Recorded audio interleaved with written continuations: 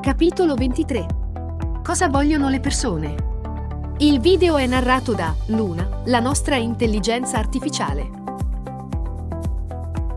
Siamo arrivati ad un punto in cui abbiamo parlato a lungo di tutto ciò che sono e rappresentano i meccanismi ed i programmi di fidelizzazione, lato distributore. Abbiamo detto e ripetiamo che abbiamo preso in esame uno studio di una delle più grandi aziende al mondo che operano nel mondo dei programmi di fidelizzazione, la Loyalty One canadese, che annualmente redige un report dove in generale, ma scendendo poi nei particolari, descrive i dati statistici che raccoglie all'interno di un campione molto considerevole e nutrito di distributori e di consumatori finali. Abbiamo fatto poi delle ricerche approfondite lato consumatore, in quanto riteniamo possano notevolmente avvalorare il nostro lavoro e quindi, in questo caso, andiamo a citarne due. Una effettuata dalla Selligent, una moderna compagnia digital, l'altra dall'Università di Parma che ingloba al suo interno l'Osservatorio Fedeltà, che ormai è diventato un punto di riferimento in Italia per tutto quanto concerne le tematiche della fidelizzazione e dei programmi di fedeltà. Andiamo a vedere quali sono i risultati di cui possiamo parlare.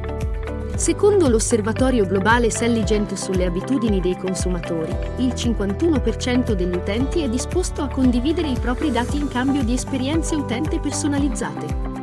Si potrebbe dire che il 51% rappresenta solo poco più della metà di tutti gli utenti, non la totalità, ma è già un grandissimo passo in avanti, ovvio soprattutto oggi, con tutte le tematiche legate al GDPR e la privacy.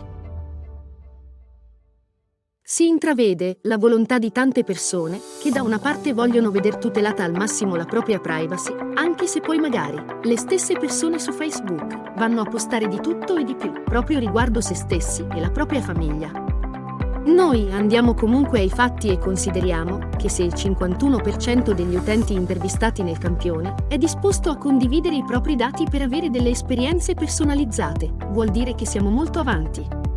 Personalmente, mi trovo in quel 51% che vuole essere profilato, vuole che le aziende sappiano ciò che desidero perché in questo modo posso risparmiare del tempo ricevendo annunci pubblicitari in linea con le mie aspettative e non mi fanno perdere invece del tempo. Chiaramente, dobbiamo vedere bene all'interno di questo fenomeno, dobbiamo analizzarlo anche a livello di età e per questo andiamo alla tavola successiva. Come possiamo vedere, troviamo le fasce di età da 18 a 24 anni, da 25 a 35 anni, da 36 a 54 anni e da 55 in su, fino ad arrivare ai 75. Come vedete, con l'aumentare dell'età, generalmente, forse anche perché non c'è molto la comprensione del fenomeno, si generano quindi le paure relative alla potenziale condivisione dei dati e diminuisce la volontà alla condivisione.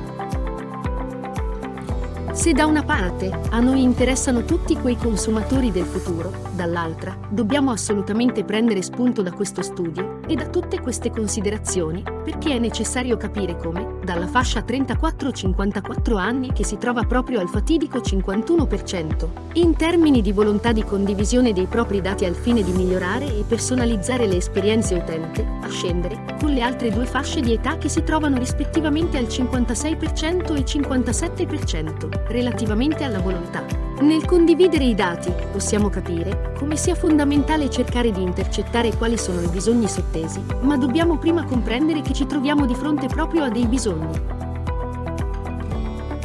Ci troviamo infatti di fronte a consumatori evoluti, che hanno tutta la volontà consapevole di far trasparire i propri interessi, per vedere soddisfatti i loro bisogni, attraverso tutte quelle azioni che noi dobbiamo implementare per fornire loro delle proposte di sconto personalizzate, ognuno sulla base delle proprie caratteristiche.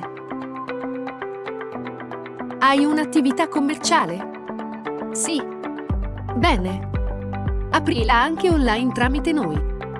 Quindi, alla domanda come creare un e-commerce, le risposte sono: Non il classico sito e-commerce aperto a tutti, ma un'app personalizzata per la tua attività che tu possa far installare ai tuoi clienti. In questo modo venderai solo a loro, ossia solo a coloro che ti conoscono e l'hanno scaricata, ma fidelizzerai 1 milione di volte di più di uno store aperto a tutti, ma da pubblicizzare. Ricorda che i tuoi clienti fedeli sono i tuoi clienti più importanti. E non devi perderli. Noi proponiamo la nostra soluzione. Un'app che ti consente di fare e-commerce su di una tua piattaforma partendo dai tuoi clienti di tutti i giorni e solo per loro. Come mai una scelta del genere? Se non hai ancora capito, più andremo avanti e più le grandi concentrazioni, sia fisiche che virtuali, saranno troppo forti. Sempre di più si affacceranno altri portali come TikTok o Douyin, dove gli influencer vendono dal vivo articoli di tutti i tipi, utilizzando degli streaming video che si aggiungeranno a YouTube, perché anche Google entrerà prepotentemente nel mondo dell'e-commerce, ma anche agli attuali Amazon e compagni.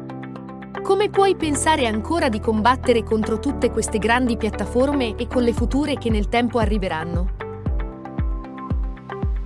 L'app ti consentirà tutto in modo smart ed ha tutta una serie di funzioni che, oltre a fornire ai tuoi clienti dei servizi a valore aggiunto, li fidelizzerà, vendita dopo vendita. Curioso di scoprire come creare un e-commerce con la nostra app, E-commerce Evolution? Scopri tutte le sue funzioni.